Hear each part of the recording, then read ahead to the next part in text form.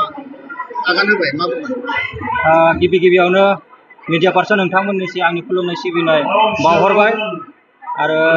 दिनै खैराबारि बेरमो हिरंग फावथिनासालियाव भेरगाव जिल्ला आरो खैराबारि ब्लक कमिटि इउपिपिएलनि जथाय बायजानायाव मोनसे प्रमद बर' सारनि बिटिआरनि चिफ बिथांनि नुजाथिनायाव मोनसे गिदिरथार जयनिं हाबाफारिमोन लोब लोब रायजो राजाफ्रा बेयाव बाहागो लादों आरो आंजों लोगोसे 1000निख्रुइबो बांसिन गुबुन गुबुन आफादनि बारग' दैदेनगिरि आरो गुबुन गुबुन राजखान्थि दोलोनि दैदेनगिरिफोरा दिनै प्रमद बर' दैदेननाय इउपिपिएल राजखान्थि दोलोआव जुगदान खालामनानै बिथांनि जि मावथांखिफोर बेखौ इयुन समावहा मावफुंनायाव राजखान्थि भाबै बिथांखौ मदद होनो थाखाय दिनै खैराबारिनि रायजो राजायाबो जानजि खाफ्रादों आं बिनि थाखायनो दिनै चिफ सारा जोंनि खैराबारियाव फैनानै जाबायदि रायजोफोरखौ थुलुंगा होबाय रायजोनो जिखिनि आसा होलांबाय आं बिथांनिसिम रोजा रोजा साबायखर बावदों खैराबारि ओनसोलनि सासे बेक्ति जानानै आरो जिहेथु जोङो मोनसे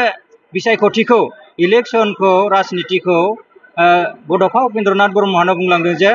बर' हारिनि जोंनि समस्या समाधान खालामनाय बेखौ बे हिसाबै राजखान्थिखौ जोङो बाहागो लाबोदों दा बेखायनो दिनैनि तारिखआव दिनैनि जेनेरेसनाव जोङो दिनै एबसुनिफ्राय बारग'नानै जिहेतु जोंहासो मोनसे दायित्व थाखाबाय हिसाबै जोंनि बिटिआर सुक्तिनि दफा मावफुंनाय बिटिसिनि गेजेरजों जोङो जोंनि जि जोबथा थांखि बेखौ जोङो दाफुंनाय बिसिनि गेजेरजों जोंनि फाउन्डेसनखौ जों गायसननाय खिन्थु आल्टिमेट सिमाङा दिनैसिमबो जायाखै आरो बेखौ जाफुंनो थाखाय दिनै जोङो थांनानै थानाय बर' फिसा बिथां जोङो साफ्रोमबो जाहाथे जोङो ज'यै राजखान्थिनि जि सोमावसारनाय बेखौ जों आवगायलांनांगौ बेखौ नुहुरदों दा बेखायनो जोङो दिनै राजखान्थियाव बाहागो लानाया जों खोब प्रयजन नुदों दा बड'फा उपेन्द्रनाथ ब्रह्मआ बिथाङा दिनै जोंनि हारिनि थाखाय जि मोनसे मास्टार प्लेन जोंनो गायसनलांबाय आरो बे मास्टार प्लेनखौनो उनसंनानै दिनै 5000निख्रुइबो बांसिन गुबुन गुबुन आफादाव थानानै दिनै रुंसारि जालांबाय आरो बिथांमोन दैदेननाय बा बिथांमोननि जि एबसुनिफ्राय बिएलटिनिफ्राय एनडिबिनिफ्राय भलन्टियार फर्सनिफ्राय बे आफादफोरनि गेजेरजोंनो जोंनि गेजेराव लिडार सृष्टि जानानै जोंनि हारिया दिनै सुक्तिफोरनि गेजेरजों दावगालांबाय थागासिनो दङ खिन्थु जोबथा थांखिसिम सफैयाखै दिनै बेखायनो दिनैनि रायजो राजा बिथांमोना जोंनि जाखांफुनाय लाइमोन फरायसा फरायसुलि बिथांमोना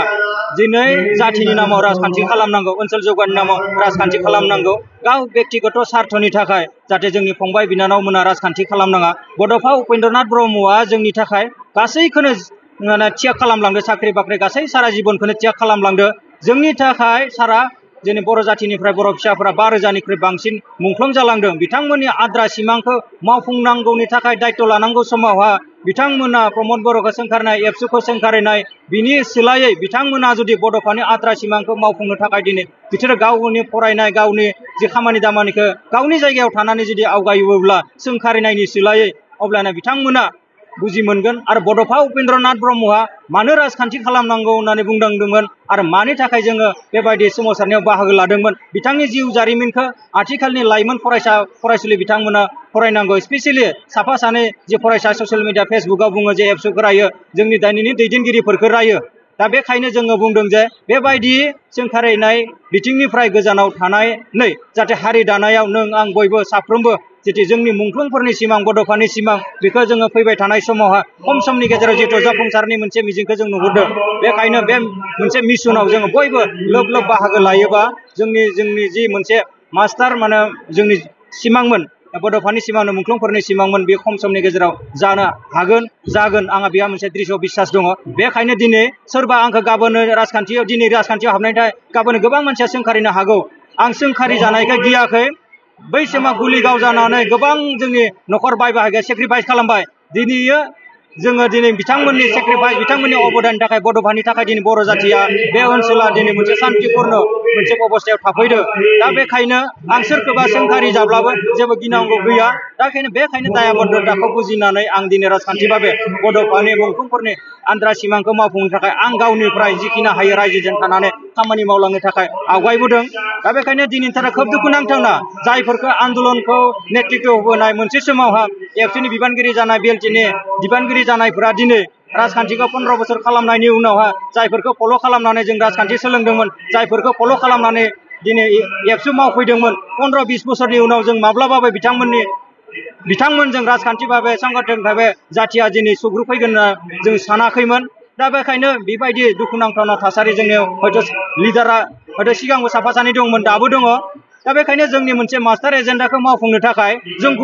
गुबुन जेबो गोदान खामानि मावाखै। बिथांमोना हाग्रामा महिलारि, लोमस्राव दैमारि, महेश्वर बर' दा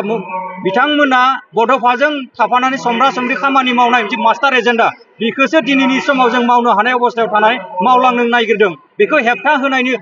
होनायनि सोलायै बिथांमोना प्रमद बर'खौ इउपिपिएलखौ मदद होनानै आवगायलांनांगौसोमोन, नाथाय बादा हिसाबै जादों। बिथांमोना दिनै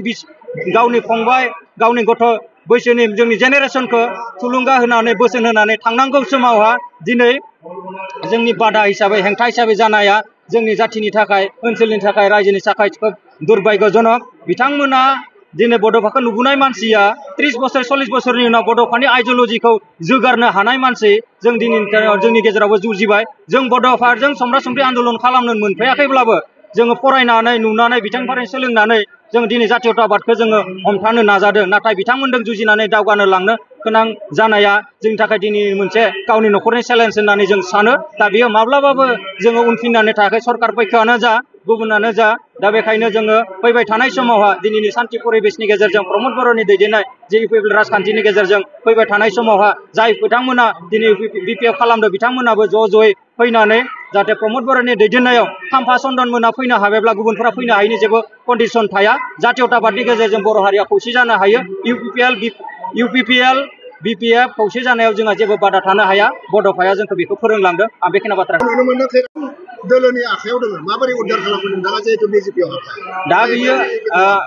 बेयो